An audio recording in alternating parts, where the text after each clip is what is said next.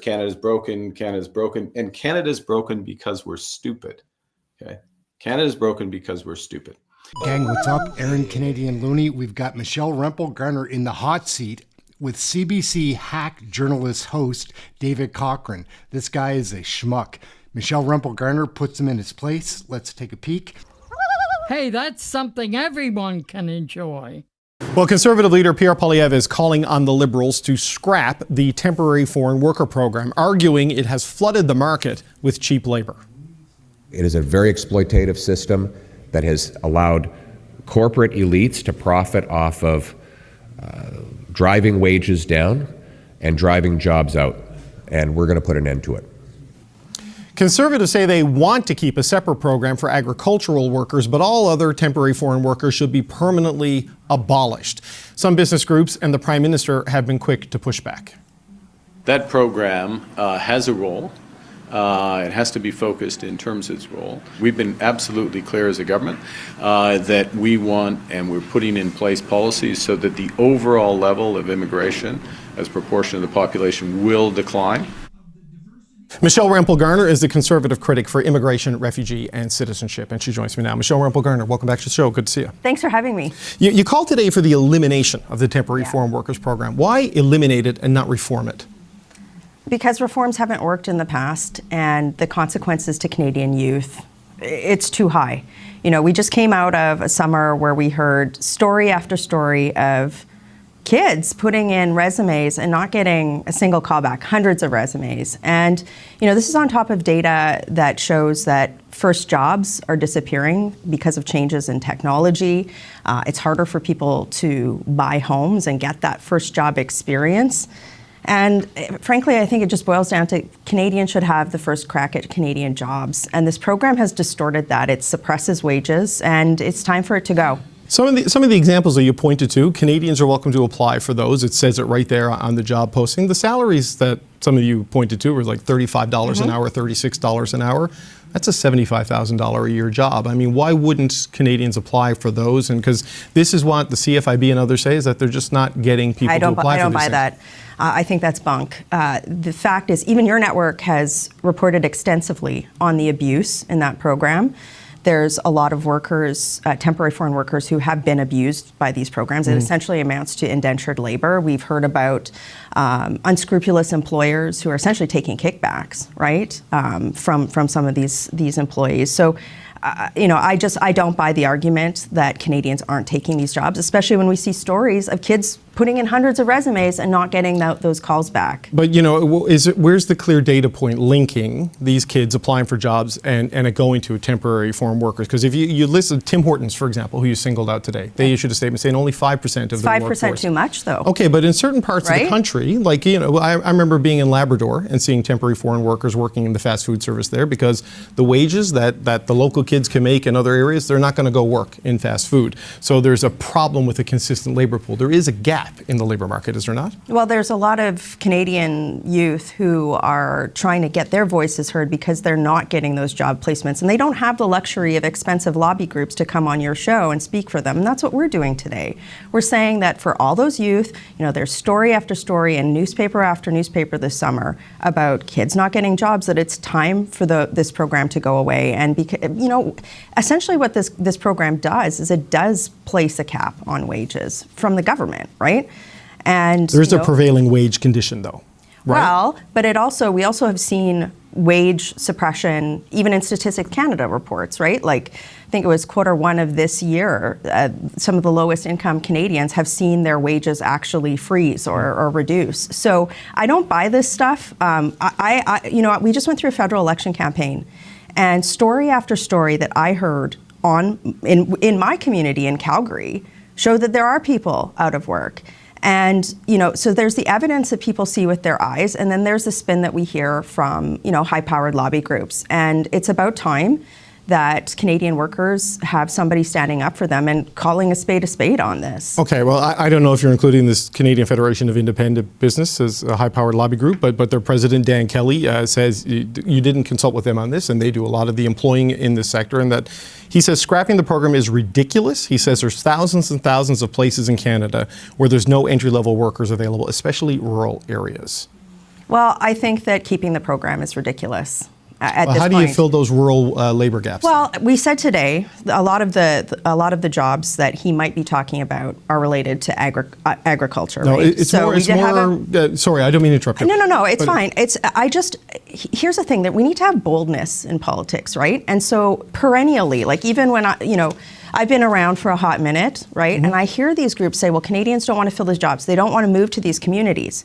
But there's this crutch standing in the way, right? There's this program that allows this essentially endless supply of temporary foreign labor. And instead of focusing on labor mobility strategies, on skills training, on ensuring that companies are paying market wages, we've had this program as the stopgap. And we are in an unprecedented youth jobs crisis right now. Like, it is crazy. A bunch of 1 in 5 students are going back to school this fall having not found a job this summer. So, I think now is the time for boldness. This program has been rife with abuse, not just for wage suppressing for Canadians, but also for the workers who have come to Canada on it. We're not blaming them. The Liberals have enabled this, and it's time for the program to go. Yeah, look, the agriculture jobs, obviously a lot of those will be in rural areas, but that's a separate sort of stream in some cases. But a lot of the jobs Dan Kelly was talking about was maybe a dishwasher in a pizza restaurant, or someone who changes does the housekeeping in a hotel in a small rural town. I don't know if young people are in Toronto or in the major cities who can't get a job are going to move to take those jobs, right? And if they do, it would maybe be for a summer until they go back to school.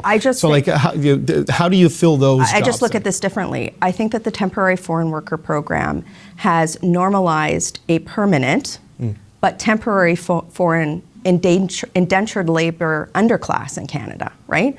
Why aren't we talking about labor mobility strategies, right? It's always, the fallback is always, well, we need more temporary foreign workers. We are at a juncture in Canadian history with the economy, teetering on in recessionary territory, where we have a youth jobs crisis, that we have to say that employers need to be looking for Canadians to fill these jobs. I do not buy it. The unemployment numbers across this country, particularly in youth, show that there are Canadians who are willing to work and can't find jobs. I think if this program didn't exist, that would be the first step to addressing some of those problems. Okay, so you say you want to keep a temporary foreign worker program of some sort for the agriculture sector, right? Well, because there are issues there with a harvesting season and different things where you just need people at scale at a wage that you're not going to get with the domestic workforce, it seems. And I think if you talk to a lot of agricultural producers, people that are in the agri-food industry, they'll actually complain about the fact, they'll say that this program, their needs should never have been lumped into the same category as a Tim Hortons in South Calgary. Sure. That's looking, and by the way, to push back on your point with Tim Hortons, they're applying for temporary foreign workers in Calgary, where the youth unemployment is high. So, and if they want, are they endorsing this position then? I digress. There needs to be a separate stream for legitimately hard to fill agri-food positions, but that can't be conflated again with a Tim Hortons in South Calgary, who could easily hire a Calgary youth to do some of these jobs. Look, my first job was at McDonald's, Ice cream. right? And I do see temporary foreign workers at the McDonald's when I go home to visit my family, but I still know the people, like, had a career in management there, they just can't get kids to apply for the job. I don't buy it. Well, I mean, but this is people who I worked with, in the kitchen back in the day. And when you talk about it as wage suppression, some of the examples you gave, like the $37 an hour at a Booster Juice, I think it was, like, that's a good salary, though. It's a great salary, and if these companies are willing to pay that to a temporary foreign worker, think about what that could mean for somebody who's starting out in life, right, and gaining life experience. My chief of staff, his first job was at McDonald's. We were talking about this as we were prepping for this announcement, how some of the life skills that we learned in our entry-level jobs got us to that point. So this program needs to go. I think it's changed our country in a really bad way from the perspective of the abuse that it places on people who are coming to Canada to help build our economy, but also for young Canadians who aren't getting those opportunities anymore. But I guess this is a final point. In northern Canada, rural and remote Canada, like, there is a need but there isn't necessarily the supply of people there. So if you do away with this program, I know you talk about labor mobility within Canada, but these are not like journeymen with specific skills that need accreditation to work in different provinces. This is often unskilled labor. I mean, how do you even approach a labor mobility challenge? Well, this morning when we announced the change, we acknowledged that there will likely need to be a transition period in areas of legitimate low employment, right? Like at or below the rate of natural unemployment is kind of what's in my head, sure. But I just reject the premise that we need to fill Canadian jobs with temporary foreign labor, that we can't as a country rise to the occasion where we have this jobs crisis, we have so many skilled, talented youth who are desperate to build these jobs. And that's why this program needs to go. I think it's bigger than the program itself, David. It's a change in thinking and ethos and betting on the future of our kids. So this is a big one for me, and it's a big one for our party. Okay, conservative immigration critic Michelle Rempel Garner. Good to have you back on the show. Good to talk to you. Thanks for being here. Canada's broken, and Canada's broken because we're stupid. Okay, Canada's broken because we're stupid. As a European, I am a European, actually. Oh, you are? Yeah, Oh. Irish citizen. Yeah, so there you welcome. go. Welcome. Speaking as a European. WTF.